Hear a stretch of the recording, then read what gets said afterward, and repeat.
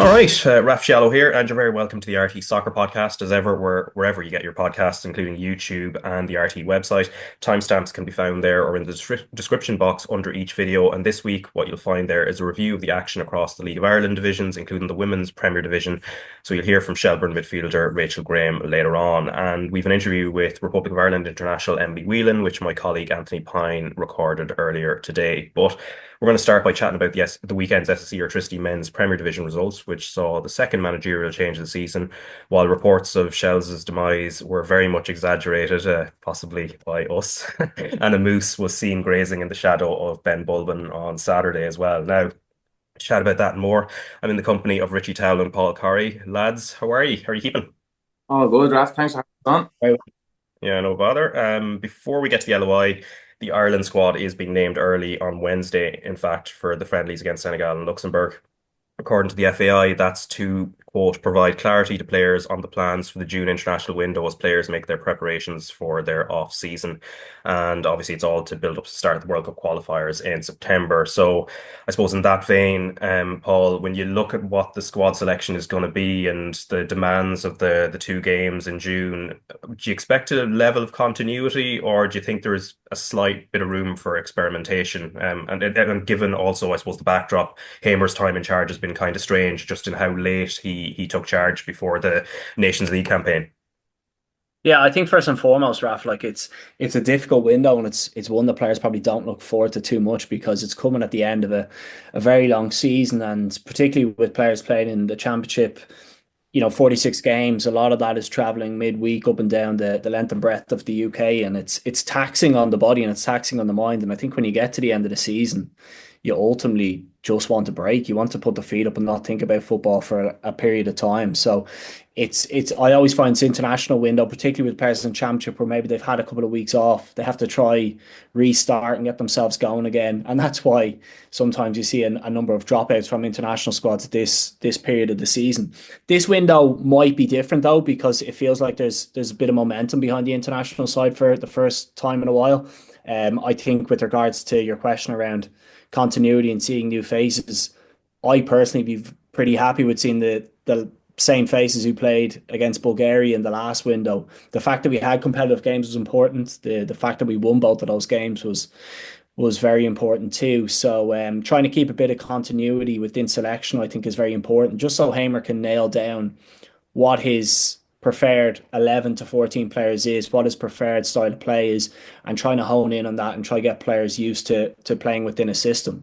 So I'd be very much in favour of keeping the squad as close knit as you possibly can. I think when you think back, Finn Azaz, Troy Parris, Jacob Ryan, they all had decent kind of spells in the last international window. I think getting minutes into their legs is more important than drafting new bodies into the squad at this moment in time. And off the top of my head, I can't think of any player who's really ripping it up over the last couple of weeks who hasn't been involved in the international squad. So it's all gearing up, isn't it, towards September next year when we kick off into the qualifying campaign. Those fixtures come around quick: September, October, November. So I would be surprised if there's a huge amount of changes or a huge amount of new faces in the squad. Yeah, and Richie, your thoughts as well. I mean, especially considering the last point Paul made, in that there aren't too many people from, say, outside the squad that have either been very fringe or haven't been selected at all, like in days like where we'd be calling for Wes Houlihan or an Andy Reid or whatever to be drafted in. It does seem that the pool is fairly shallow. Yeah, listen, he's going to want to pick the same squad again. They had two really good results, and like that, you want to see a little bit of continuity. You want to see the lads really gelling together.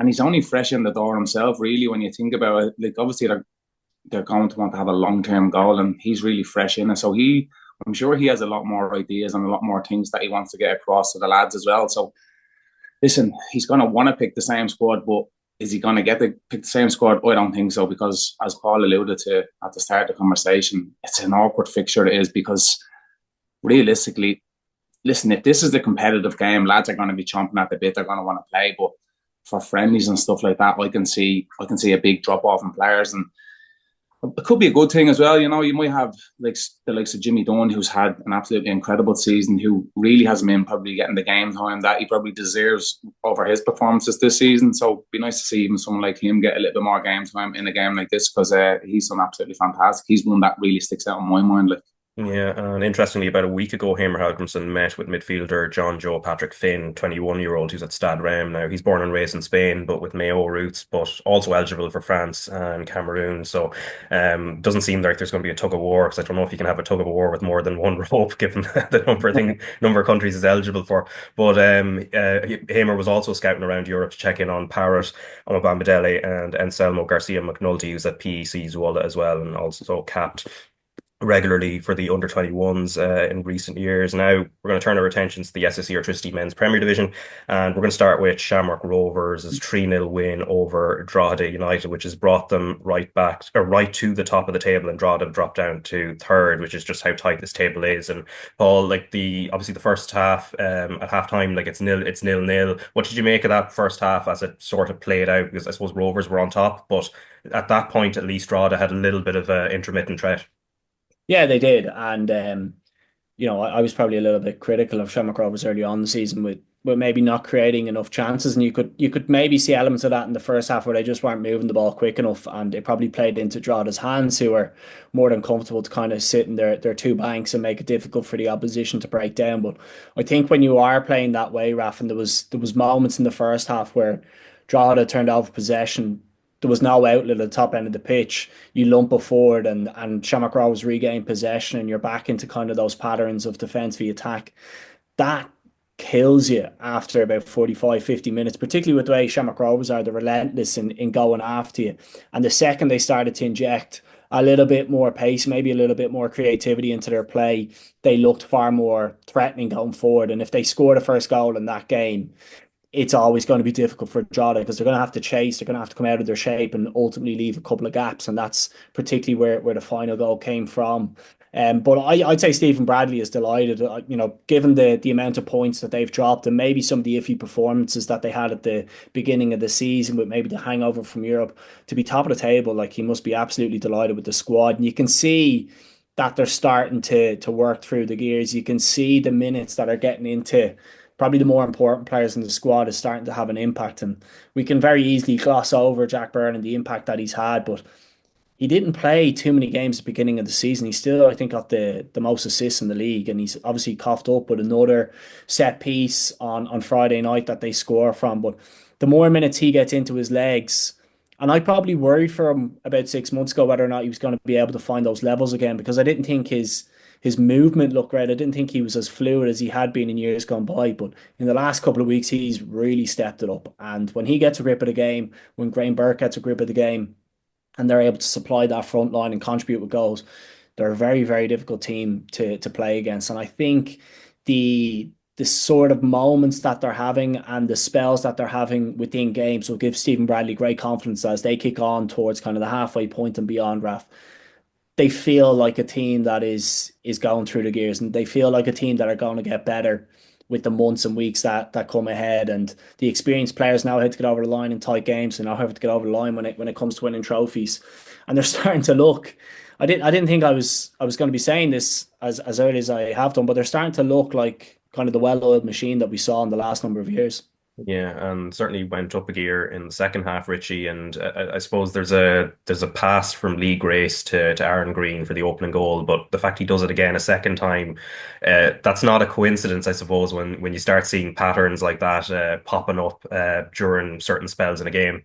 Yeah, of course. Listen, Stephen, he's really astute at the game. He knows what he's doing. I know at half time they would have clipped a few things from the first half, what they could have done better, and that most definitely would have been an area that they would have been looking to exploit, because, as Paul said, every time the ball kind of turned over, it was a little bit slow, and it suited Drogheda. They got back into their shape, and then everything was in front of them. Once everything is in front of Drogheda, they're really comfortable there. So, like that, all it was just a little flip down the side. They done it twice in a row. They got a goal from one of them. They got the corner from the other one that led to the other goal. So you could see the first half was really, really frustrating for Shamrock Rovers.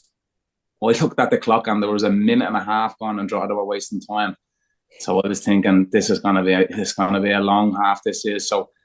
When Burke missed the penalty, then as well, I was thinking that's a get out of jail free card for him, because if he scores that in the first half, they really have to come out and have a bit of a go. Now, in saying that, Shamrock Rovers did score quite early in the second half, and they still continue with the same game plan, which baffled me. I said it last week that it would be a real statement of intent of what they're wanting to achieve, if they go out here and get something from the game. And it never really looked like they wanted it. They were kind of just happy enough to keep it at limitations. And as I said, it was 3-0. It could have been probably 4 or 5 if Rovers had went up a gear or two more. So yeah, I was a little bit disappointed from Drogheda with their whole game plan, how they approached it. Listen, I know going to Tallaght Stadium, you want to keep it tight early on, but like, I'd say the ball was out of play more than in play in the first half, which is absolutely crazy. Like, Yeah, and Rovers have been linked with signing Dungannon Swift striker John McGovern. He's 23 years old. The Irish newspaper said he has completed a move. Now, there's no confirmation of that outside of it, but anyway, he scored in the Northern Irish Cup final as Dungannon beat Cliftonville on penalties, and he said he's open to trying full-time football after he finishes his degree in business and IT, which coincidentally is this month, which obviously opens things up for him. But Richie, whether the move happens or not, I don't know if you've been hearing anything on the grapevine either, but does it point to Stephen Bradley kind of seeing that there's a deficit up front, particularly in terms of the age grades of the strikers he has available? I know we've been speaking about the big gap in the age. You have a 16-year-old and then 32, 36-year-olds. But I think when you see the likes of Aaron Green, he's been in great form lately. As he scored his 100th goal in the league last week, he got another one at the weekend, and not just tap-ins, really, really good goals of high quality. And even the way he led the line, like for the second goal, it was him running the channel again. And you don't normally associate a 36-year-old that's going to be doing that running channels. You think of maybe someone like a Padraig Hammond, where he's more of a target man and looking to play off, and where Aaron Green, you can see how well he's at looking after his body over the last few years, and he can kind of do a bit of everything.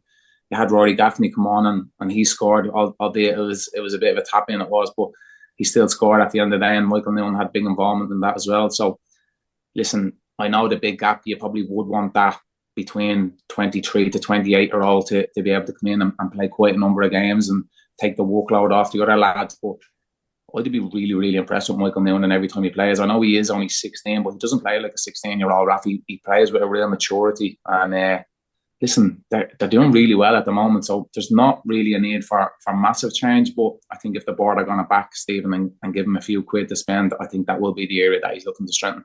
Yeah, and then Paul on the flip side for Drogheda as well. So look, they've had a brilliant season. I think that's probably fair to say. But it could be interesting now the next couple of games. So they've Derry at home and then Shelbourne away. And the other thing that's kind of added in now, because of the fact that they're in Europe, they're going to have those extra Monday games coming up as well. So it's going to be an interesting period now in terms of how they navigate these next few weeks before the European campaign starts.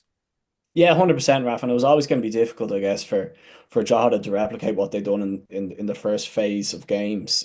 They surprised us all, I think, with how efficient they were. I think the biggest concern that I have for Drogheda is the fact that they're starting to leak quite a few goals in the last number of weeks. They were so diligent in how they defended in the first round of games. They had a number of clean sheets, but that's now 2, 4, that's 10, I think, in the last 4 games.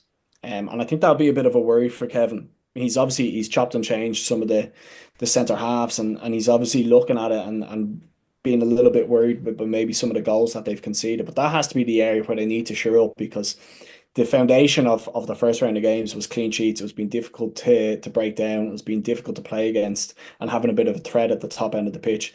If you concede the first goal within a game and you have to chase, it does leave gaps, and it maybe opens you up in ways that you haven't been previously before. So it's about getting back to basics for them. And you mentioned the games that are coming up. There's going to be a big stretch, and there's going to be a big test on the squad and the strength and depth of the squad. But they've shown, I guess, tail end of last year and the beginning of this season, that they're capable of getting points. But for me, it's about getting back to basics. And if you can hope that James Taylor, Warren Davis can get you goals at the top end of the pitch, well, then that will always give you an opportunity as well. But shoring up the back has to be kind of the first port of call.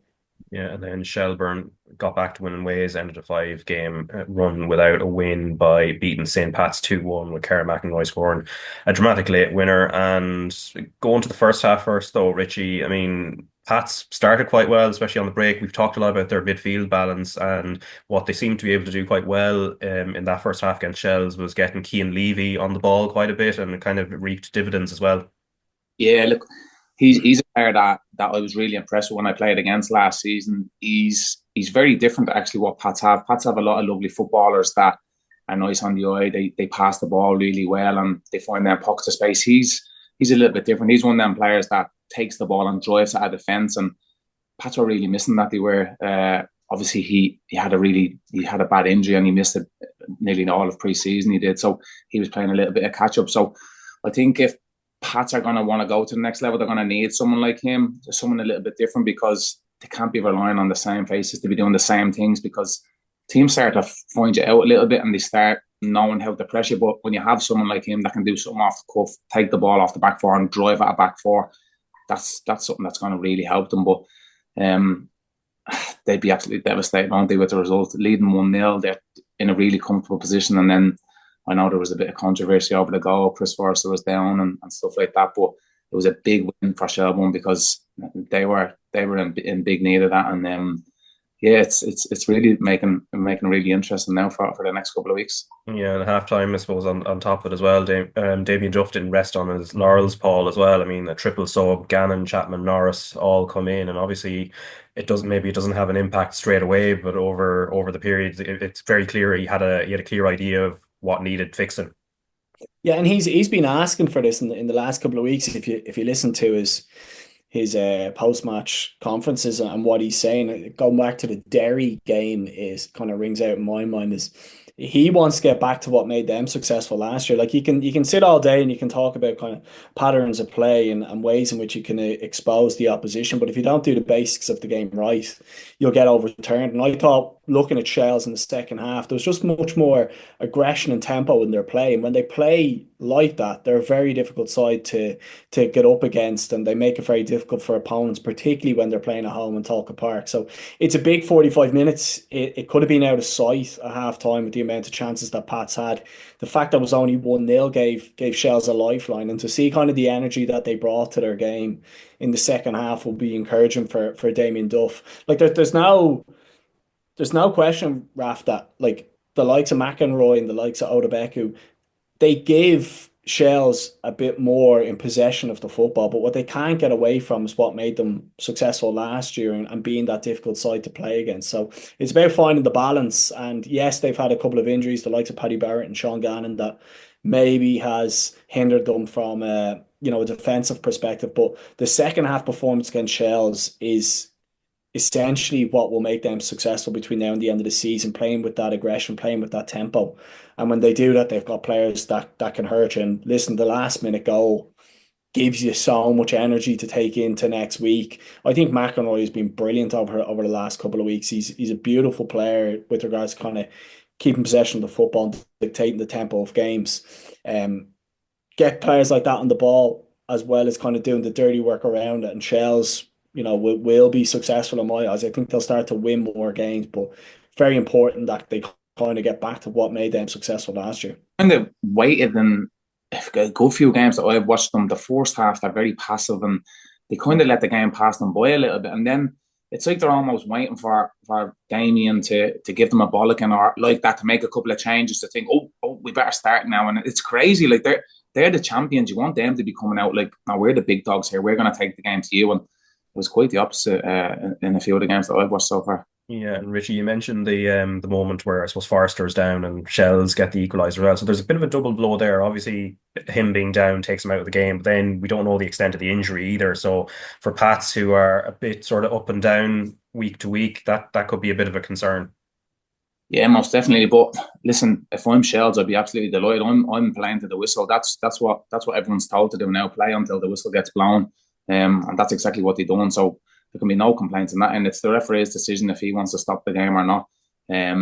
But yeah, look at Chris Forrester. He's a really, really important player for Pats. I know he didn't start probably the first couple of games of the season, and you can kind of see the form that they have got into since he went into the team. He's been there and done it, Raf. He's been around the league a long time. He knows what to do and how to win games in this league. And he has that X factor probably that Pats will be looking for to create something or score a wonder goal. So if he's missing over the next couple of weeks, he'll be a really big miss for them. Yeah, because it goes back to something, Paul, that we've talked about a bit on the podcast so far in terms of Pat's season. So they haven't had that kind of statement win against one of the teams that they're expected to sort of contend with when it comes to the title battle later on in the season. And their away record seems a little bit iffy, especially in Dublin derbies. And the other thing Stephen Kenny touched on afterwards when he was talking to the papers was the title winning experience or lack thereof in his squad. And he said obviously Chris Forrester when he's young won a league, but Chris came off on Friday. We brought Sean Hoare in this year, and he's the only one who has really been part of a league winning team, and that's a factor maybe that it's hard to quantify. Even like say Shells last year, you still have to try and get over the line yourself, whether you've title winning experience or not. But it's interesting from the Pat's point of view as well. They're kind of in that position as well. They have a few players in their squad who do know what it is to get over it, but it's not sort of overwhelmingly within their squad. Yeah, I found it interesting that Stephen brought that up the other night because we're still very early on in the season. I wonder if he's testing the character of the players to kind of see whether or not he's going to get a response from them, Raf, because they've only 4 points in their last 5 games, and that is very far away from the what was it 9 or 10 games that they won in a row at the tail end of the last year. And they weren't too far away from catching Shells at the end of the season.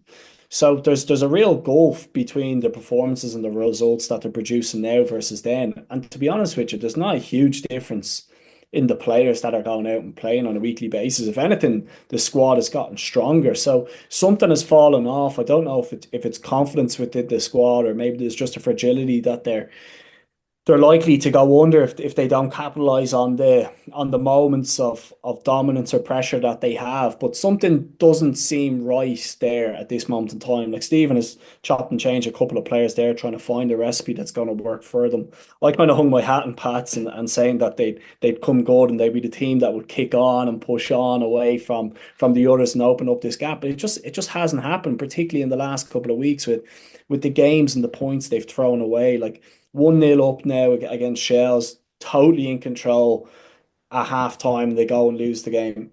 1-0 up against Bows and Dalymount, can see 2 late on goals. Like there is a little bit of fragility within that squad. And I'd say Stephen's testing the character now to see what sort of response that they'll get, because they have the players. I mean, the goal they scored was absolutely superb. The move, the touch from Amelia and the finish to get it off so quickly was fantastic. And they've got stardust sprinkled throughout the squad between Keena and Amelia. I don't think the likes of Mulroney and Albazzetti have done it frequently enough this season, from what I would expect from two players with such quality. So it's whether or not they can kind of shift these players into gear and kind of have a bit more backbone to the squad, because everything is there, Raf, from the experience of the manager to the players they have within the squad.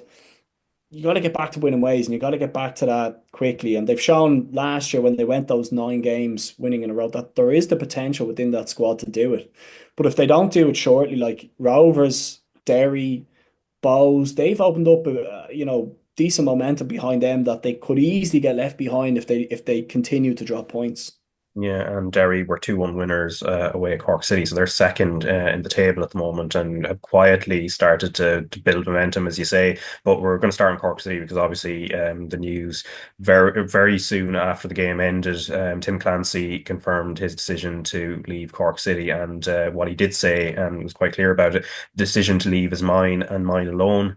I'm proud to have brought this team back to the League of Ireland Premier Division and believe they have so much more to give. I would like to thank the players, Dermot Usher, and the entire staff at Cork City FC for the opportunity to work with them, and I wish them the best for the remainder of the season. And he later spoke to the Echo newspaper and he said, I was at the stage where you were trying your best, you're doing the best you can, but I'm living 3 hours away. I've got a wife and kids and I've started a new business recently, so it was a difficult decision, but I think the club needs a new voice to get the most out of the lads. My assistant Jamie left in March, and for the last couple of months I haven't had an assistant. I had Jamie Hamill, who I trusted with my life, and when he left I couldn't get anyone in. I wanted the right person, someone who I could trust. In fairness, the club were happy for me to get a new assistant, and I came very close to appointing one, but the offer just wasn't good enough, which was a frustration, but it is what it is. And that's in reference to Jamie Hamill, who of course, as he said there, was his assistant and left to return home to Scotland back in March for family reasons, with Clancy wishing him well on that as well. And then of course the injuries, I think we spoken about during the season, but even compounded now, Gennaro Daniels, I think shortly after scoring against Derry, goes off with an injury, just as Sean Maguire is coming back, and obviously Rory Keaton out for the rest of the season. But overall, Richie, when you look at Tim Clancy's time in charge, which stretches back 18 months and also involves a promotion, how would you judge that time period? Look, he's done great. I think he's done brilliant. Getting Cork back up at the Premier Division, that's what everybody kind of wanted. Cork is a really big club, great fan base. Everybody likes going down to playing Turner's Cross. You know you're in for a proper game. So my experience playing down there was always great. So it's great to see them back up in the division first and foremost. But I think he's been really, really unlucky. Like, he did kind of put all his eggs in one basket a little bit with signing Seanie Maguire and Rory Keaton, thinking if we can keep it solid at the back, these two boys will fire us to glory. And they could be really at the flip side of at the other end of the table if they still had them two boys, because they're goal scorers. Because that's what everybody needs, a goal scoring thing. And he went out and got two of them. He did. When he signed both of them, I think everybody kind of took a little step back and think, well, Cork City mean business this year, because you could see with the intent in signing them too. And then I watched some of the games as well, and like, you see the keeper gives away the penalty last week. He gets caught in no man's land. Like, you can't coach stuff like that. You know what I mean? That's just bad decision making from the players that's on the pitch. So listen, I think he done really well to get them promoted, but I think he's been really unlucky with injuries and then some of the decision makings from his own players. So sometimes you do need a fresh voice to get the best out of some players. Like we see what's happening with Waterford. Couldn't buy a win, and now all of a sudden they've won 4 in a row. Interim manager, new manager comes in, and there's a little bit of a freshness around the place. And I think maybe now that's what Cork City need, just to kick them on a little bit, because they're really in a bad place at the moment. Yeah, in terms of that fresh voice, Paul, as well, what direction do you expect them to go? Obviously, very difficult to kind of name names in terms of who could be the next manager, but when you look at the profile of who might suit a job like that, which is high pressure, given, I suppose the status Cork City has overall, regardless of how difficult the last few years have been, and also will be happy to work under the restrictions they might have there, sort of financially, and also working under Dermot Usher's structure as well. Yeah, I think getting the balance between, expectations and budgets is probably important here, Raf. Like, Cork have only just been promoted, and yes, they've put probably great resource into getting the likes of Shawnee and Keating into the building. But I think, being realistic here, solidifying the position within the Premier Division has to be kind of the goal of this season. Already you can see that it feels almost like it's Sligo, Cork, and then the rest. And the situation of Waterford picking up points probably doesn't help everybody at Cork, because you can kind of see what a change has done for that team, for that club as a whole, and the gap that it's created between themselves, Cork and Sligo. So I think somebody who's going in there with just the level head of what needs to be done in order to kind of maintain that Premier Division status, because that then becomes the foundation that you build upon. It's very unrealistic, I think, to kind of land into the Premier Division and expect them to kind of aim for a top half finish. You've got a lot of young players within that Cork City squad who are probably only playing in the Premier Division for the first time, who are learning about the game and unfortunately being exposed to what higher level football entails, whereby you make mistakes, you get punished. And that's why they've dropped a lot of points. And you mentioned the experienced players. When I've watched them once or twice, Raf, I felt like there's been a massive gulf within the middle of the pitch, and Greg Bolger tends to probably orchestrate things from that position for them, whether it kind of be through his communication and his leadership. So what I would like to see from somebody going in there is just getting back to kind of being well drilled, well organised, try be a team that can kind of graft out points, and then hope that if Shawnee gets back into the squad that he can kind of get you goals, or whoever plays in that final third comes up and contributes good numbers. But yeah, I think the goals of the club very much need to be aligned with who's coming in, and ensuring that Cork have a foundation when we're speaking here in the next 6 to 9 months that they can build upon to kind of get to the next level. Yeah, so watch this space. And you mentioned the decision making from Troost in goal, Richie, but I think Gavin White, I don't think we've talked about him enough on this podcast in terms of his recent form for Derry City, but he again showed his brilliance in that moment as well. Yeah, he's done great. He has, and obviously you see Boyce getting another goal as well, so you can see. I was very, very critical of Derry at the start of the season. I watched them playing probably 3 out of the first 4 or 5 games, and they were really poor. After they were kind of caught in no man's land as well. They didn't know whether they were playing out. They didn't know whether they were They were going long. They had nobody that was running in behind. Everybody was looking for the ball to feet, and they were very predictable. Any team that was playing against them kind of knew what they were going to do, and I was thinking this is going to be a disaster for Tierney's after coming in. There's a big transition period. Derry had a lot of fluidity with having Rudy Higgins that was after being in charge for so long. They had a lot of the same faces, and then all of a sudden, new manager and a big turnaround in players. And I was a bit fearful, but what a job he's done. Because as I said, I was very critical at the start, so I have to give him praise now. What a job he's after doing. Derry have been absolutely fantastic.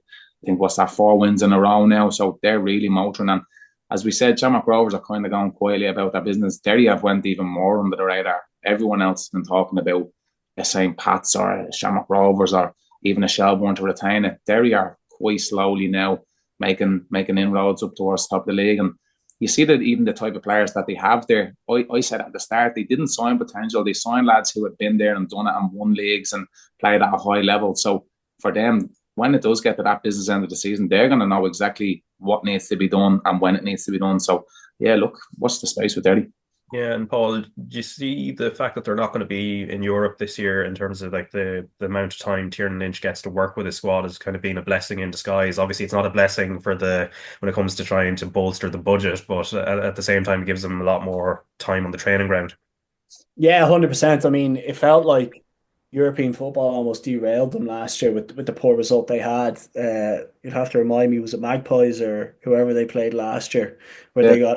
they got knocked out, and it was a situation whereby Derry should have been going through and they should have been kicking on and using the momentum of that. It had the opposite effect where they crashed out and it kind of impacted their league form. So yeah, full focus on the league for Tiernan Lynch will probably end up being a positive, Raf, particularly when the other teams around them are going to have to balance having playing maybe 4 games in 2 weeks when Derry might only have to play two. So yeah, you can start seeing the pieces of it coming together. I said early on I thought it was going to take a while for Tiernan Lynch and for the squad to kind of gel together. We wouldn't really know what sort of team or what sort of strength they would have until maybe the second round of fixtures. And to Richie's point, I'm very surprised with kind of the last number of weeks and the performances and results that they've managed to turn around. And Gavin White is certainly somebody who is pitching in, Raf. Like you mentioned it there. He's got 30 caps for Northern Ireland, so we probably shouldn't be Yeah, I over know. surprised.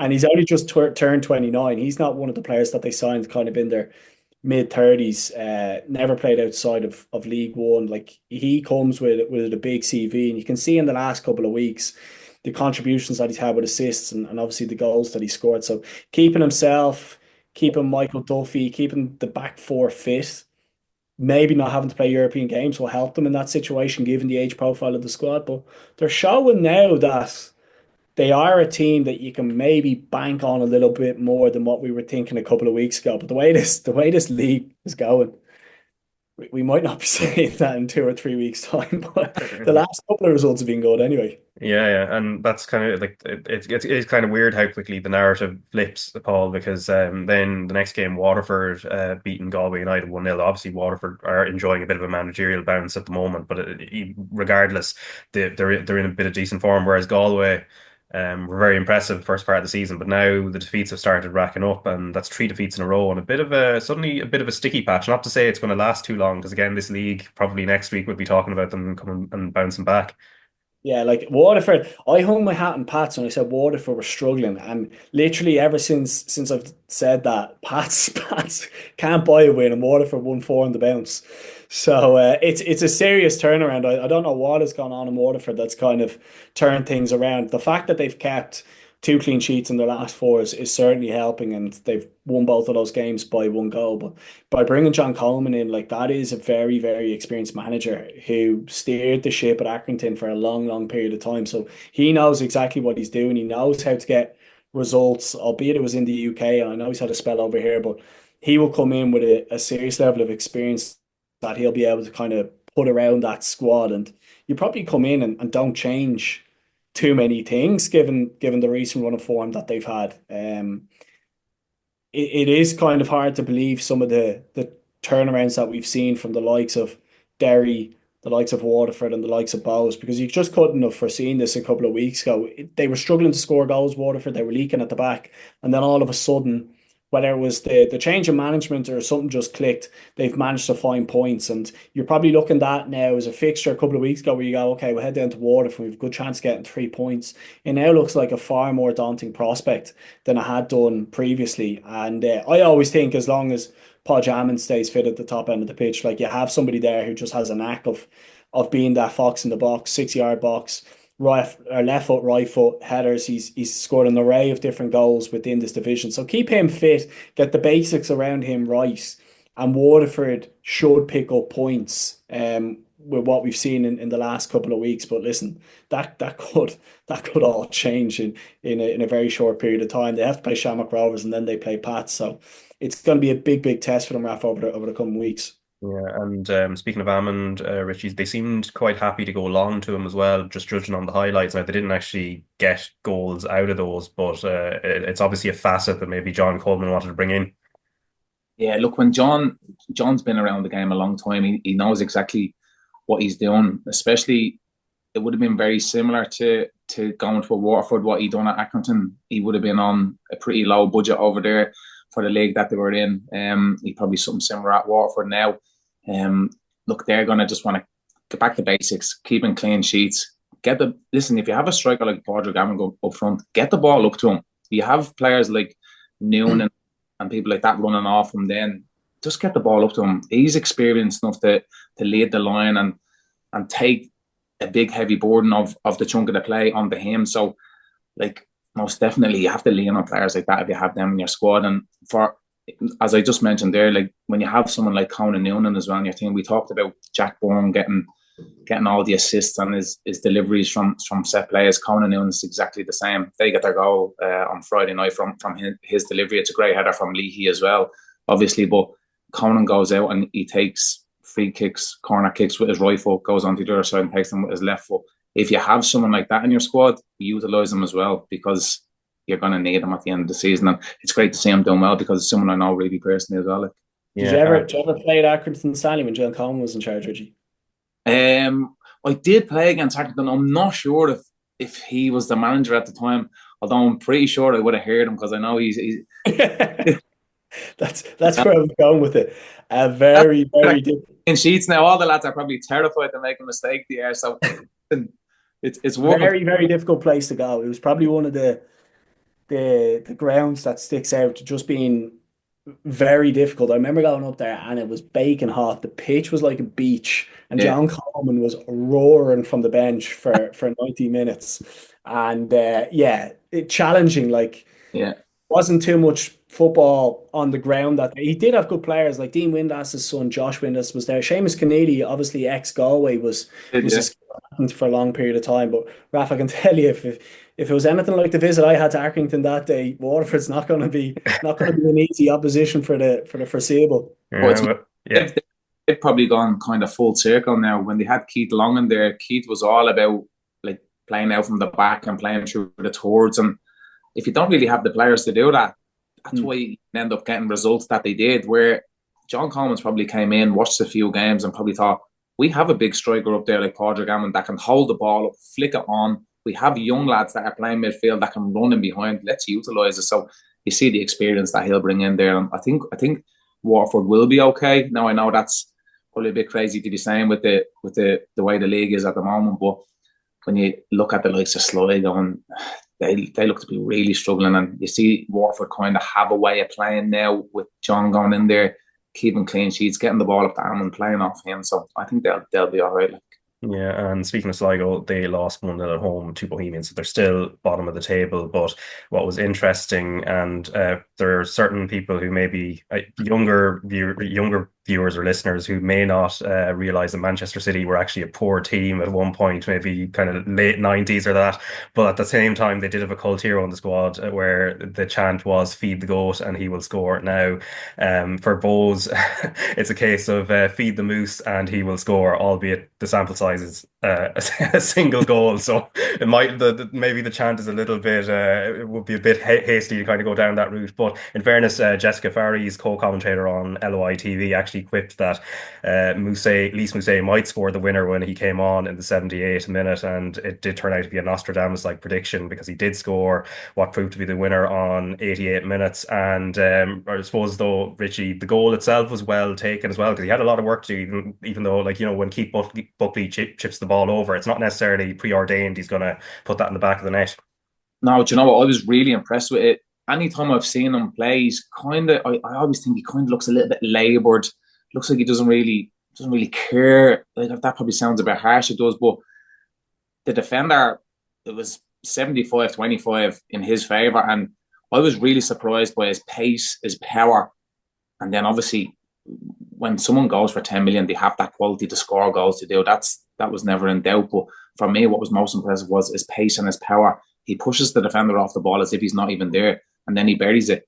Hopefully, we spoke about Mibo Adebeku. When he gets that goal, hopefully the confidence oozes out, and then we haven't quite seen that from him. It'd be great to see a player like Lys Mousset getting a bit of confidence from that goal, because let's be realistic, he's had a really, really tough, probably last 12, 14 months, not having a club for a while, coming out to a different country, trying to settle down. Hopefully that, especially being a winning goal as well away from home, hopefully that gives him great confidence that he can take into future games, because it's great to see players like that coming over to this league. And as I said, hopefully he can really build on that, because the Bohemians fans will absolutely latch on to this, something like that. They will, and it can create a really interesting league going forward, because they're going to rely on players like him to get them goals.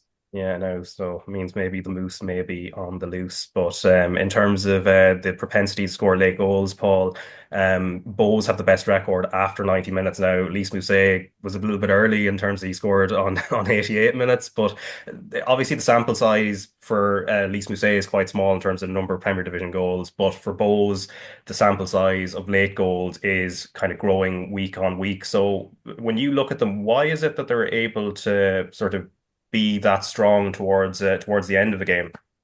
Yeah, I think on Mousset first and foremost, like, strikers sign for a new club, you want to get that first goal, and it's almost like the longer it goes on, the harder you try and the harder it becomes. I think the fact that he's gotten his first will take a huge amount of pressure off himself and potentially can get a few over the next couple of weeks.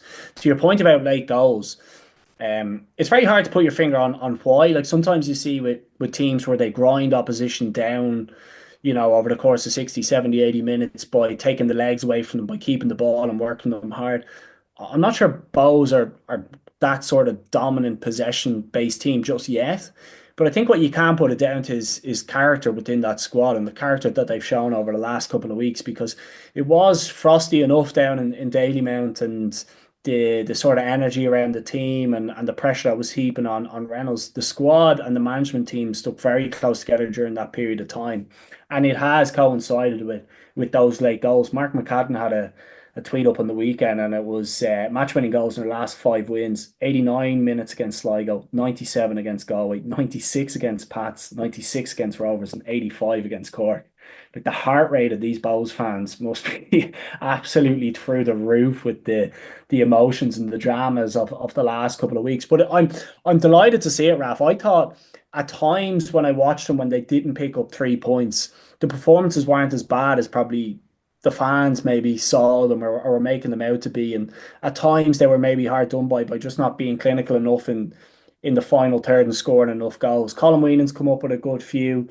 Mousset's obviously come up with one. There's goals kind of sprinkled around the team now, and it's elevated them up. And the wins, if teams can just put a couple of wins together like Bows and Derry have done in particular, it has elevated them up now into the top four, whereby you can start looking ahead to fixtures. You can start, if we get 3 points here or 3 points there, we're potentially latching on to Shamrock Rovers, and we're in a really good chance of landing a European position or having a good run in the cup. Whereas a couple of weeks back, it was like, are we going to be writing off another season here because Bows are going to be so far behind? So it's a great testament to the character of Reynolds. It's a great testament to his backroom team and the squad as a whole. And there should be more points to come. Like, it's incredible to think they've played 15 games, they've won 8, and they've lost 7. There's no draws in between. It's just boom or bust with Bows at this moment in time. So there's more to come, I think, there. But it's certainly a welcome change from what had been, I would say, a difficult 12 months, if I'm being honest with you. If I think back to last April, struggling for wins at home, they've turned it around. There's a bit of momentum behind the side now, and you've got to build on that momentum, Raf, and try push on. Yeah. Whereas I when you, yeah, know exactly why they score in late goals, because they always go 1-0 down in a game. So they've no choice. Like they've literally no choice in the game. They have to go for it, and sometimes that suits teams. Like maybe they need to flip that mindset a little bit and have, do you know what, we're going for it from the get go. Sometimes teams are wanting to go out and, as we spoke about, be a possession based team and have the two fullbacks inverted into midfield and stuff like that. Where you're 1-0 down, you're chasing the game. The ball sometimes has to go long, and you see even with Lys Mousset's goal, the ball goes long. He hustles and bustles. He gets his shot off and he scores a goal.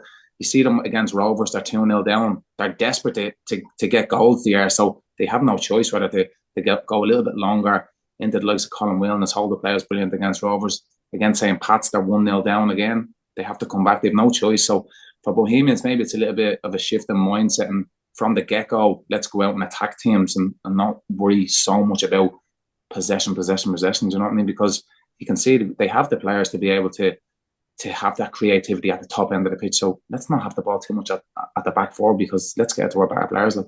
yeah. And although against Sligo they didn't go 1-0 down, but they probably should have though, Richie. I suppose looking at it, and it's symptomatic of what's wrong with probably Sligo as well. Like everything went against them, penalty miss, and then conceding a late goal as well.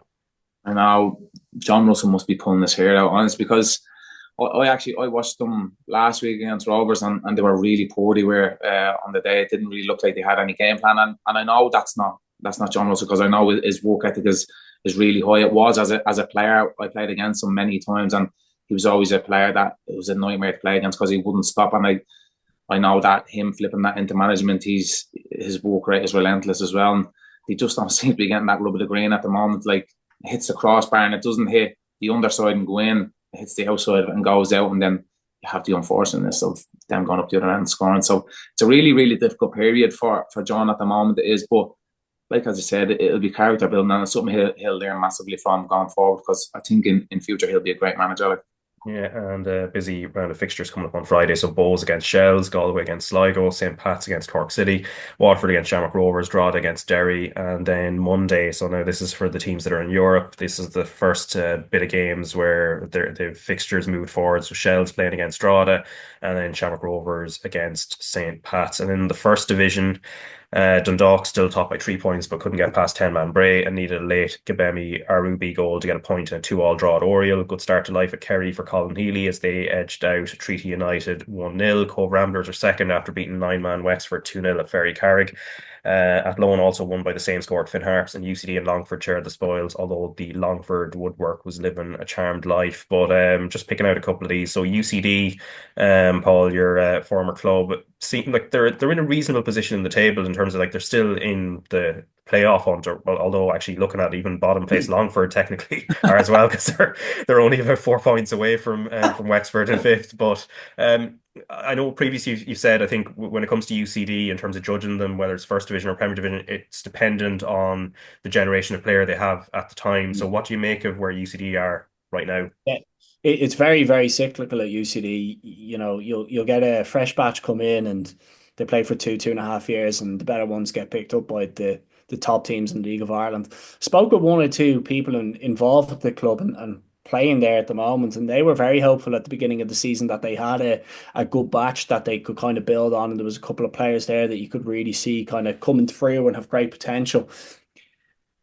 It might just take a round or two of fixtures, Raf, before maybe they shift into gear and they start to learn some of the lessons. Like, sometimes you go down to the bowl and you could see what could be perceived as very, very basic errors being made by young players. And maybe in order to kind of iron them out, it takes a couple of games and just persisting and persevering with that squad. And yeah, I would have expected that they might have been a little bit closer to the top two or top three teams. There's a bit of a gap now all the way up to Bray, and I'm sure UCD will be hoping to kind of close that over the coming weeks. But it is a side that might click into gear, might hit a run of form, and then will take off.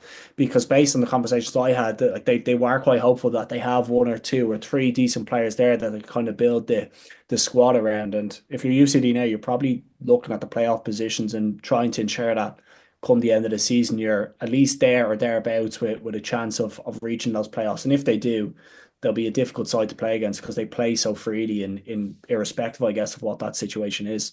Yeah, I suppose the final one for you, Richie. So Dundalk, not necessarily having it their own way in the first division now, so they're not pulling away as quickly as we would have thought, or the way it looked at one point in the season. But I did want to ask you about Sean McHale's goal and the technique for that against Bray, because that was brilliantly taken. Yeah, it's an amazing goal. It's amazing technique, and especially on a pitch like that, Raf. I've played on it for long enough. It's not the easiest pitch in the world to get the grips with, and sometimes you have to be careful what way you're going to judge the ball, because you can be thinking, I'm going to strike this and it can hold up a little bit or it can pop up a little bit, and it's a little bit frustrating, but that's an incredible goal. And listen, Dundalk, as we said, we thought they were going to kind of pull away at the start of the season, and it's only 3 points between them and Cove now, 4 points between them and Bray. So it's a good thing as well, as much as I want Dundalk to be back in the league. But if you have someone that's running away with it, the rest of the teams have nothing to really play for except for the playoff. And even with the playoff, it's extremely hard. I actually think it's really unfair as well that you have to go through a playoff and then play the team that finishes second bottom in the Premier Division. I think that's so unfair it is. So everybody's going to be gunning to get first time promotion in the first division. So it's all up to play for now for them. Yeah, so that brings us to a close. So now on Sunday, I caught up with Shelbourne's Rachel Graham to review the previous day of action in the Women's Premier Division, and also to discuss a couple of other things, while Anthony Pyne has also been speaking to Ireland international Emily Whelan. But I'll let you lads go now. So thanks very much for coming on. And here is Rachel Graham. I'm really good, Raf. How are you? Yeah, not too bad now. Obviously, you were in action in the Women's Premier Division on Saturday. I'm just going to run through the results first before we go through your game and some of the other ones as well. Bows came from behind to beat DLR Waves 3-1. Your Shells team beat Galway United 2-1 in a kind of blockbuster game there. Peamount United also coming from behind, 4-1 winners at home to Treaty United. Wexford won 4-0 away at Cork City. Shamrock Rovers and Sligo Rovers, it was a 0-all draw in the Battle of the Rovers there, so another good result for Sligo there. And then Athlone Town, the leaders, 3-0 winners over at newcomers Waterford. And you played 62 minutes against Galway United for Shelbourne, and a 2-1 win. And I think every time we've been speaking after your games, there's generally been kind of a Groundhog Day kind of feel to it, in that we talk about a sort of a very tight first half, but you always seem to find a way in the second half, and this is exactly what happened. Yeah, look, I think it's probably what feels like our biggest win so far, probably our toughest game in terms of how intense it was. And obviously it was a very warm, hot day, so which added to it. But look, we knew going into the game, Galway were, hurt from the week before. They had a bad result against that loan, so we knew they were going to come out flying. So we kind of prepared ourselves for that, and that's exactly what happened. First, I'd say 10 minutes, they were really, down our throats. We were under a lot of pressure, but I think, look, with the experience we have in the squad, we just know at that stage, it's, look, just don't concede for the first 10. And I always find if you do get to around that 10-minute mark, the game starts to settle, and that's what happened. We kind of got the ball a bit more and probably played our game a bit more.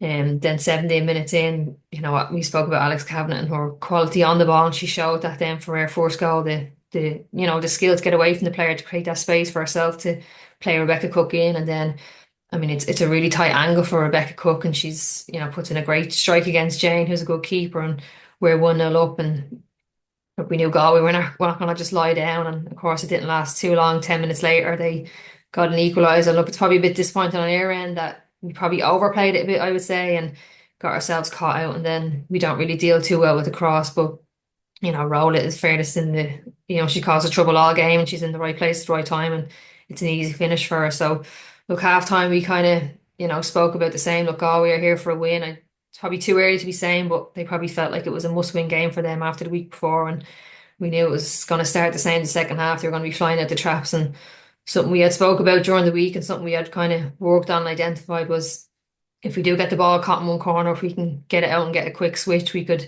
get our wing backs in, causing trouble. And that's what Rebecca Cook is doing so well for us at the moment. She has these big long legs, and she just covers the ground so quickly. So if you can get her in a race with a defender chance there, she's going to win. And that's exactly what happened. She then a clever little finish down through the legs of the keeper, and like you said, then we just finish games so strong, but that's because of our squad. It's the players that we have coming off the bench at the moment are top class. Like we've Noel Murray coming on at 60 minutes, and then Jess Gargan and Ronan McLaughlin coming on to see the game out for. So I think it's like you say, we're finishing games so strong, but it's just the depth in our squad that we have at the moment that these players are coming off the bench. And if you're a Galway team and you're playing in, I don't know, must have been like 18, 19 degrees heat yesterday, and you have these players coming on now for the last 30, 20 minutes of a game, it's a real kind of a killer. But look, we done everything we needed to do to see the game out. We were, like I said, we had a lot of experience and professionalism to know how to see a game out, how to play that last 10, 15 minutes of a game, and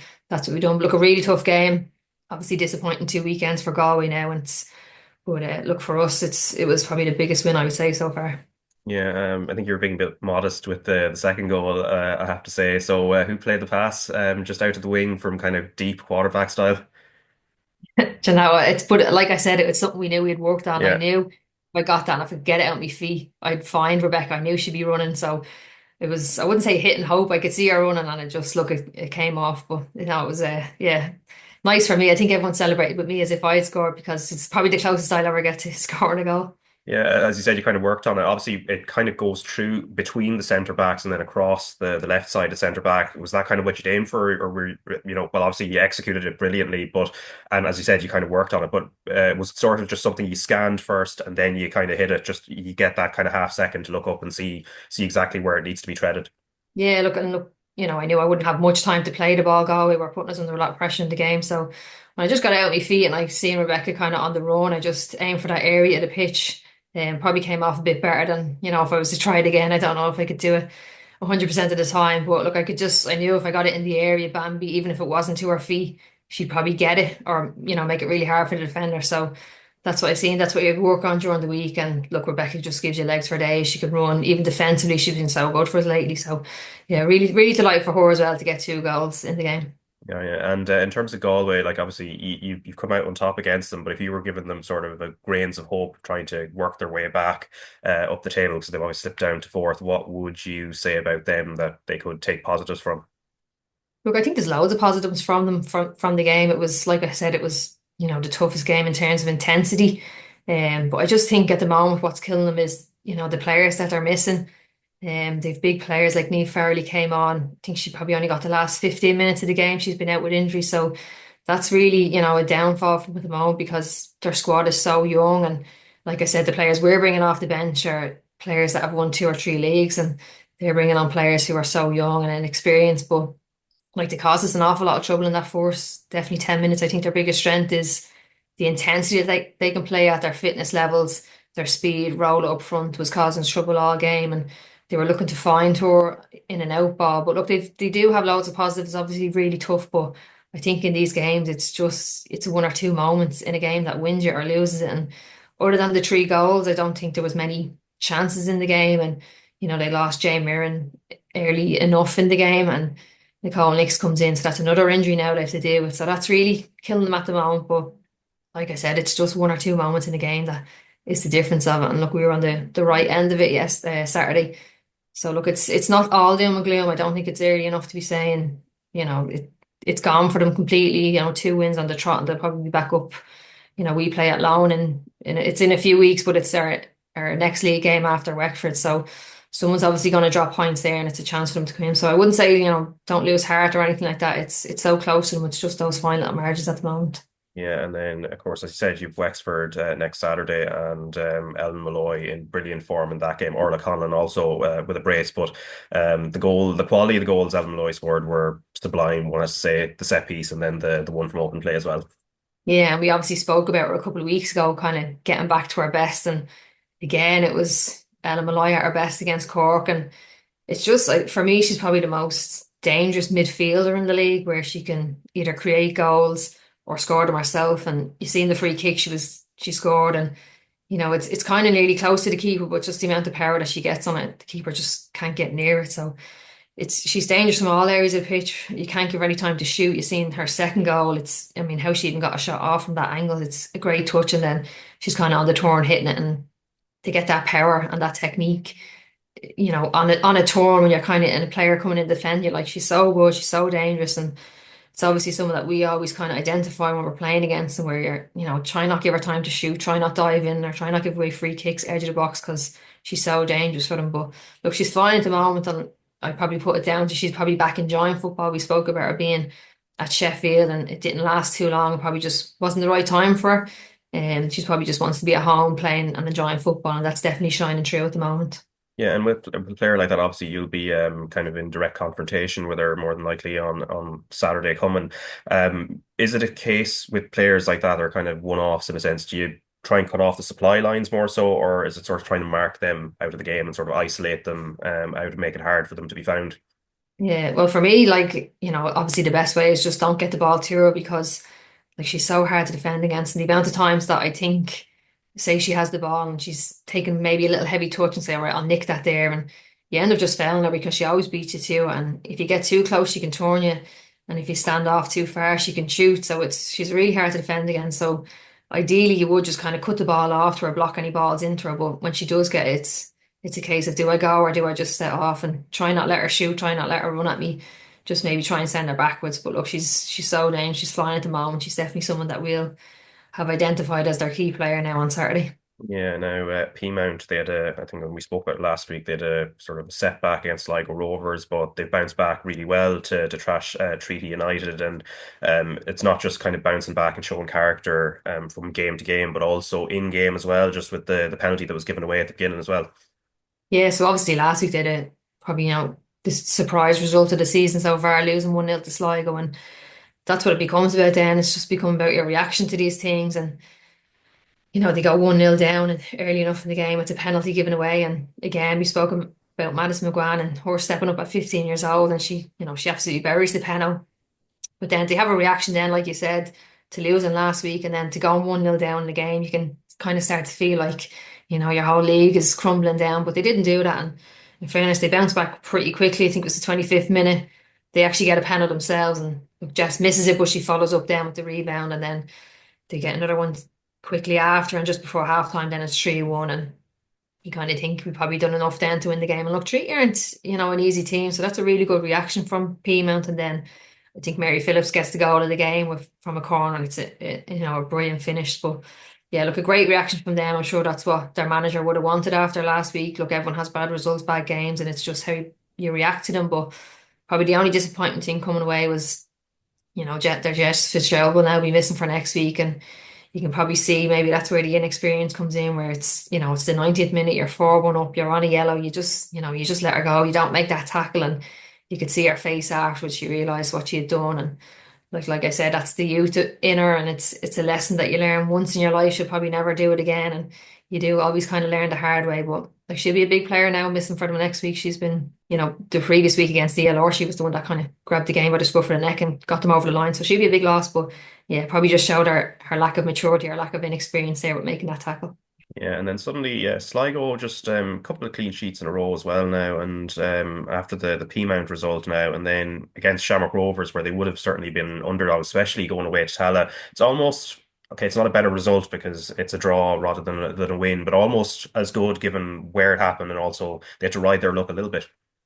Yeah, like I think, yeah, you're right. Like it's definitely as equally as a good result for them.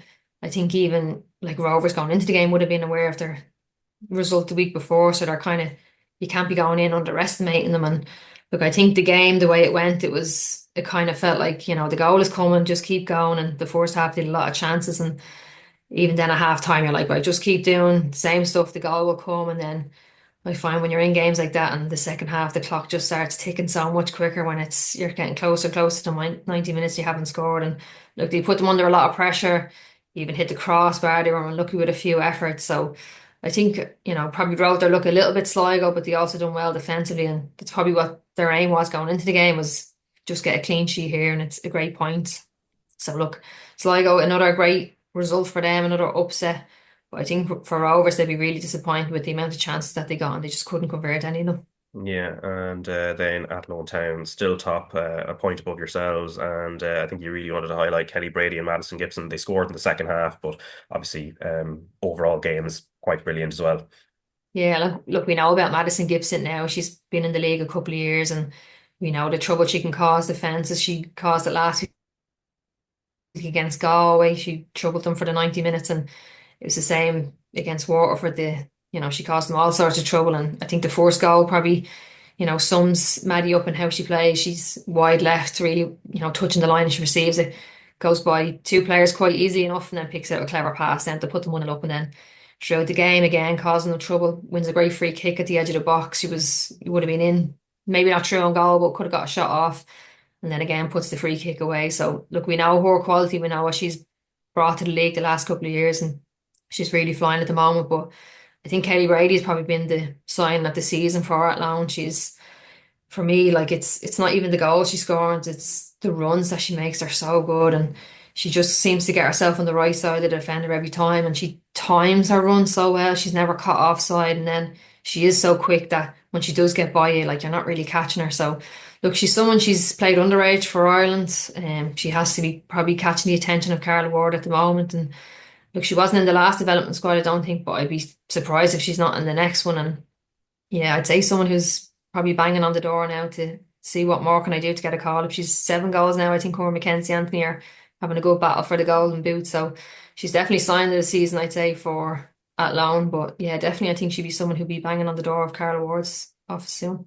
Yeah, and that victory for Athlone has them on 22 points. Yourselves and Shelbourne on 21, and then Wexford further back on 16 and Galway on 13, but with a game in hand. Now, the Scort issue in Camogie has been dominating the sporting headlines over the last week, not just here, but I think it's actually even been picked up abroad. And in soccer, there are areas for growth and progress in terms of sportswear when it comes to comfort and even in regard to potential injury prevention. And it seems also boots are at the centre of it from a soccer perspective. So there was a piece in the BBC a couple of years ago, and this was off the back of a survey where it said that more than 80% of female players at top European clubs have suffered regular discomfort because of their football boots, per survey by the European Clubs Association. So the research found boots on the market are largely designed for male players, and they brought in sort of aspects like ethnicity and different things as well. And I asked you about this yesterday before we came on, and you kind of said kind of quite matter of factly that actually, yeah, boots have been an issue for you, but also for other players as well. Yeah, like, obviously definitely growing up, it was never a thing where you would see women's boots, and probably just never really thought of it. But I always kind of struggle to find boots that are like narrow enough for my feet. Because a lot of the boots are, like you said, made for men's feet who just have naturally wider feet than us. And there's been times I've had boots and, you're trying to play and you're running and your feet are kind of moving around within the boot, and it's so uncomfortable. But not even the comfort of it, it's, if someone comes in and pushes you into the side, or like we see all these ACL injuries, like if your foot is not stable in your boot, you might twist your knee the wrong way or something like that. So I know they do have boots in the women's sections on websites or whatever, but I don't know if they're definitely specifically designed for women. I don't know if it's just they're kind of different colors and stuff like that, but it's definitely an area, and I know my teammates struggle with as well, that often players have to buy insoles to kind of get their feet to be more snug within a boot. But yeah, it's definitely something I've struggled with, and I know they've kind of said that recently, where it's possibly down to the reasons we see all these ACL injuries a lot. For a long time they just said it was our hips and the weight that goes through our knees, but I think there kind of maybe has to be a bit more to it than that. And even if that is the case, can we help it somehow? And I think if you can get a boot that fits perfectly and it's made for a smaller, narrower women's foot, it'd be a lot more comfortable to play in. And you might see a reduce in these ACL injuries. We only spoke to Jess Sue 2 weeks ago, who's coming back from her second ACL injury, and Yeah. she's like one of our most high potential players, and we're without her now for nearly 2 years. So it's a killer. And we've seen a Wexford player a couple of weeks ago done her ACL. So it's nearly one a week you're kind of hearing of around the world in women's football. So it's definitely a big problem. And if it is a case where boots can help, then it's definitely, I think, somewhere that someone needs to put research in or create boots that are specifically for women's feet. Yeah, because that survey that was cited in the BBC, so that was in 2023. So that's nearly it's pretty much 2 years ago now. Have you got a sense of much urgency on the issue, or is that something that's even been broached that where you've even had yourself had a chance to, go in and do a survey at some point to talk about these type of things? Yeah, no, I've never, like, this is the first time I've ever kind of even spoke about that. It's never been something I've brought up or seen online. I think Puma, came out with women's fit boots a while ago, but I haven't seen a whole lot of them. But look, the other issue is, the price of boots are so expensive at the moment. It's you're looking at, some boots are like €280, which is mad money for boots, and even for parents who are trying to buy them for their kids. You can't be buying new boots every couple of months, because they don't last you that long. So you can't be spending that much on boots, 2 or 3 times a season. So for me, even like, you the ones that are on sale are the cheapest ones, and look, they're obviously not meant for women's feet, so it's that side of it as well. But yeah, I definitely think if someone could put research into it and come up with maybe a narrower fit boot or a smaller fit boot, I think it'd be a big help for women's football. And certainly, like the score issue, I think talking about it is actually what puts it on the radar for people as well, because there's been sort of movement on that issue in Camogie as well. And before I let you go, I did want to bring up Emily Whelan, because my colleague Anthony Pyne is chatting to her this week, and that interview is just coming up very shortly. And just wanted to get a sense of what you've made of her progress, because you would know her from her time breaking through at Shelbourne, and obviously she's now at Glasgow City. She's been capped more than half a dozen times for Ireland as well. So and she's around the fringes of the Ireland squad at the moment, in terms of like she was in the development squad back in February. So she's kind of around it. What have you made of her, sort of how she's done over the last few years? Yeah, so like Emily is kind of one of them players who would have been in and out of squad. She was never a definite name in all the squads. It was in and out, and when she was in, it was a couple of minutes. It was never really, she never made her way into the starting 11, say. But look, for me, Emily, the bit that probably lets her down in our game is our technical side of her game. And when she was with us, I mean, she's so much pace, she's so much energy, she's very hard to play against in that sense, and should run all day for you, but probably lacked on our technical side of our game. And obviously going professional and train every day, that has improved, but I do think there's probably an area there that she can still improve on. And she had a great start to the season with Glasgow this year. She was starting and getting goals. She's scored 5 goals this season, but they've all come in her season, and she's kind of dropped off in the last little while, where she's again in and out of their 11 and probably not scoring a whole load. But look, she has just signed a 3-year deal with them in January, so they obviously see a lot of potential, or they think very highly of her. So there is a lot there. She's only 22 years old still, so she's still so young. But I just think in terms of the Ireland squad at the moment, that position, we've Ciara Cruz, Amber Barrett, and now Saoirse Noonan back in the squad there. I think they're ahead of her in terms of her technical ability. So something that I think if she wants to knock one of them out, I mean, she's probably got more pace, or, can run more than a lot of them. So if she can improve on our technical side, I think it'd be a big help for her. But I just think at the moment that's probably what letting her down. And look, get herself into the development squad, do her best there. But I'd say for her now, the best advice would be just keep your head down at Glasgow, do a lot of working on technical side of the game, and get yourself back into that team, get yourself back scoring for Glasgow to get your name mentioned. But I think that's probably what's letting her down is that lack of, the technical side of her game. And look, it is hard to improve on, but again, she's only 22. She's loads of time ahead of her to work on that. All right. Well, thanks very much for your time, Rachel, and obviously best of luck against Wexford. And here is the interview with Emily Whelan by Anthony Pyne. Okay, delighted to be joined by Emily Whelan, Republic of Ireland and Glasgow City forward. Emily, how are you? Thanks for joining me for a chat. Yeah, I'm good, thanks. How are you? I'm good. I'm going to start actually just by asking you about a landmark appearance that you had for Glasgow City recently. Your 100th appearance for the club. That's nice moment for you, and it was well acknowledged by the club as well, I think. Yeah. I mean, I didn't think I was anywhere near that. It's great to see that I've made that many appearances. It's great that I can do that at a club like Glasgow City.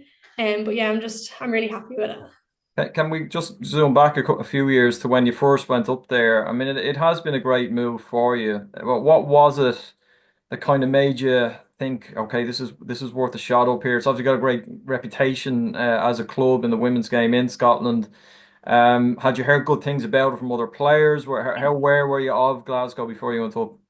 Yeah, so I obviously was at Birmingham at the time, and it was come towards the end of the season, and I needed to make a decision whether I wanted to stay at Birmingham or move elsewhere. And Glasgow City, Eileen Gleeson was there at the time, and she had a call with me and was telling me about the club. And I spoke to Laura Montgomery, the CEO, and she sold it to me. They had a great environment, great atmosphere. It sounded really good, and I'm actually really happy that I came here, because it's a great place to be, and I've learned so much already in the nearly 3 years I've been here. I feel like I wasn't as experienced only playing 1 year professionally, and I feel like I've gained so much as a person and as a player coming here now.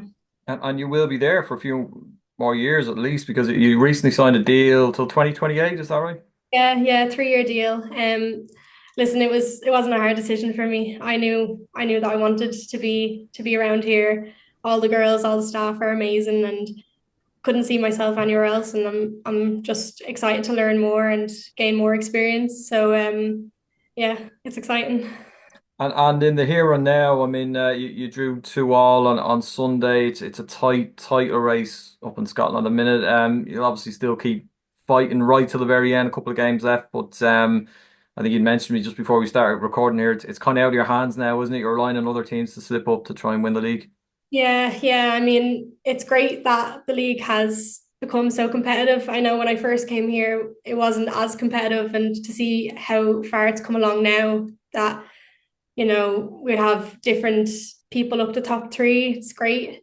I think we are just going to keep going and doing what we can do. And just kind of hope that luck is on our side. But we've fought so hard this season. It was disappointing, the result yesterday, but I know that we'll stay fighting until the end. Did you have much of a crossover with Eileen at Glasgow? Was she there long? Did she manage you long there? Yeah, 6 months. I was with her here. And yeah, she gave me great opportunities to play and stuff. So I'm really grateful for that from her. And then when she became the Ireland manager, she put some trust in me and called me in. So it was great to get that experience too, and to experience that. It is really competitive, Emily, isn't it, getting into that squad in any capacity? I mean, you even see someone like Saoirse Noonan, who's had such a great year, and she's had to bide her time. So have you. First of all, like, would have Eileen have given you much advice in terms of what you need to add to your game to maybe get in and get more minutes? Because I'm sure you're hungry to get playing for Ireland again and pick up some more caps and score goals. Yeah, definitely. I mean, like, everyone wants to play for their country. I think it is so competitive. We have so many amazing players within the Irish, within the National League, even within the WSL Championship. There's so many different leagues where you come from, and I think it's hard to get up to speed with that. I mean, I think it's difficult to, I don't know how to say this, like, I feel like when you're in on such a role at your club, you're not really thinking about that. You're just focusing on your club. And that's obviously just a bonus, really. So I mean, for Saoirse, for example, she's been amazing this season, and she got the opportunity and she took it. So hopefully I can just keep working hard and, focusing more at Glasgow City and focusing on scoring goals here, getting minutes, and hopefully that will help me in the long run. Because you have been around the Ireland setup for quite a while, even though you're still a young player. But have you noticed that it's got more competitive around there? Is the standard going up all the time? Definitely. I think it's from when I was called in first, and like even last year and stuff, it's gone up a whole new level, which is great. Like, I think it's great that we have such a competitive team, and it's great to see new players coming in and getting that experience as well. But I mean, I'm glad that it's competitive, so you're working towards something. But yeah. And what about then Carla Ward, who's come in, and I know she hasn't been there too long, but did you play in the development squad team? That I think that was in her first camp, wasn't it? Was Yeah, that? it was. Yeah. So can you just tell me a little bit about that first of all? That was against the under-19s, I think. Yeah. And did you just play the first half? Was it two different teams in each half or something like that? It was, yeah, I played first half and a little bit of the second. No, it was, listen, I think it's a great idea, that development squad. Like, it was great to be part of. I did learn a lot, and it bridges the gap between the 19s and the seniors. And I think it's great to give people a chance to, develop more, get better, and then hopefully make that next step into the senior team. And have you had much feedback from Carla? She obviously would have been watching that game with her staff. How did you get on, by the way? Did you feel you did well, make an impression? Yeah, I mean, I thought I did all I could. I tried my best, and I think that's all I can do.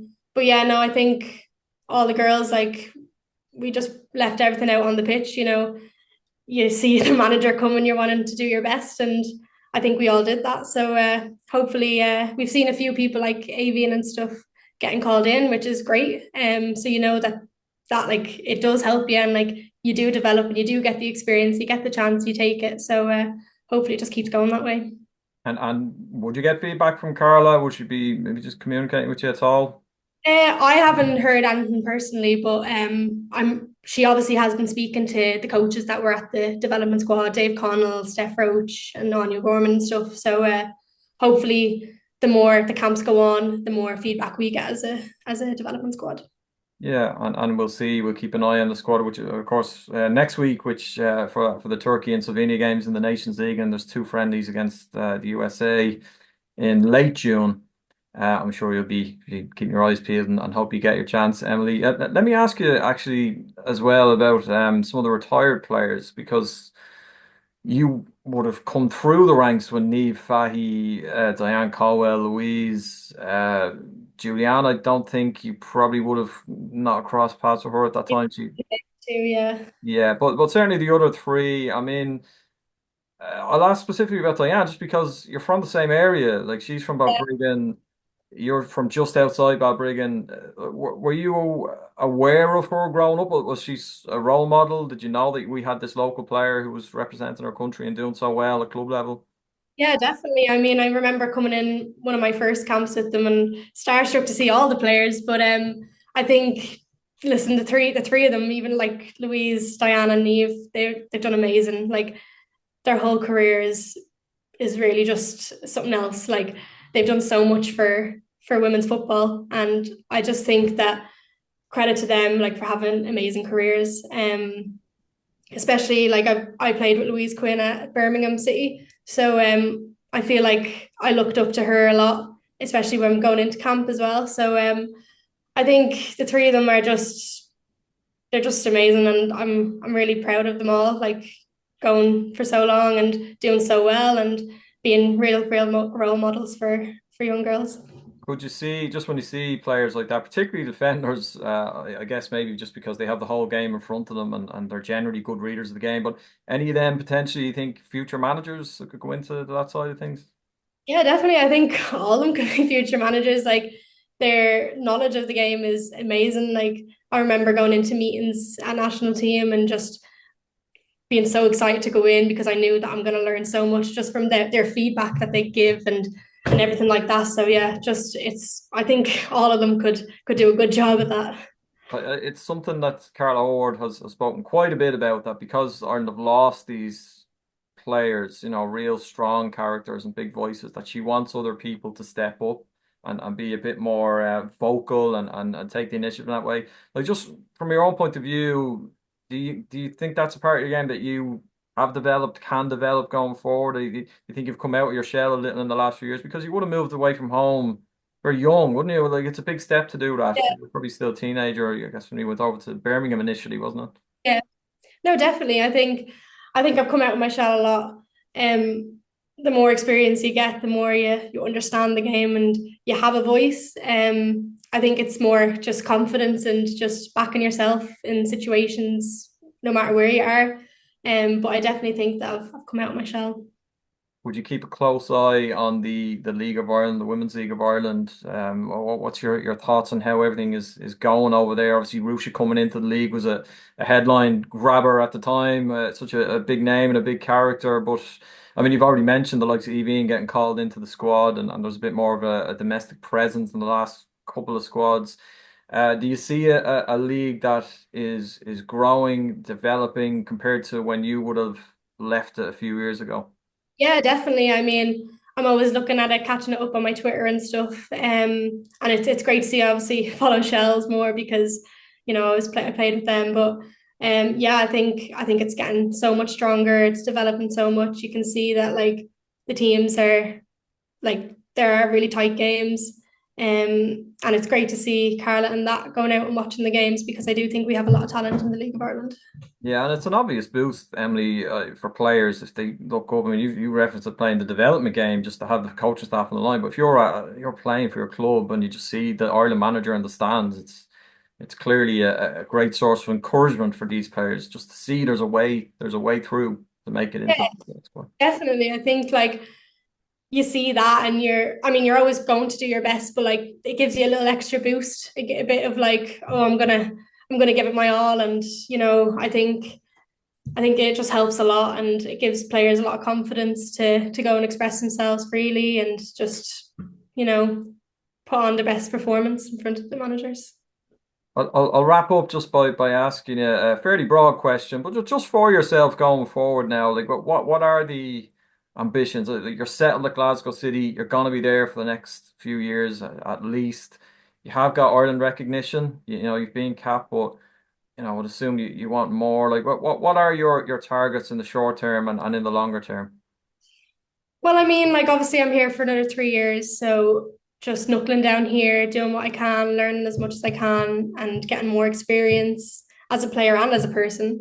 Well, Ireland, obviously, I mean, I want to play for Ireland. I want to be there, but I know that I can just focus on Glasgow City right now and do what I can here. Hopefully, maybe get into more of the development camps and then make the big step across the seniors again. But I think the main thing is just to do what I can here and focus on my results in that here and playing the best for my team, because if I wasn't here, then I can't get there. Do you know what I mean? Yeah, sure. And is there one area of your game that you think you try to actively improve that might help you just turn heads a little bit more in terms of Ireland call-ups? Yeah, definitely. I mean, obviously, the more you score, the more you're going to get recognised. I am a player that works hard for my teammates, and whether that's like assisting and stuff. But I think maybe trying to score more goals or just being more active within the final third would help my game a lot. All right, that is it for this week's podcast. And next week we'll be coming to you on Tuesday, as there are some big games in the men's Premier Division on the Monday involving the teams in Europe, as mentioned earlier in the podcast. So we'll also chat about the Ireland men's squad that's going to be named this Wednesday, and also build up to the Women's Champions League. So we'll see you then, and slán go fóill.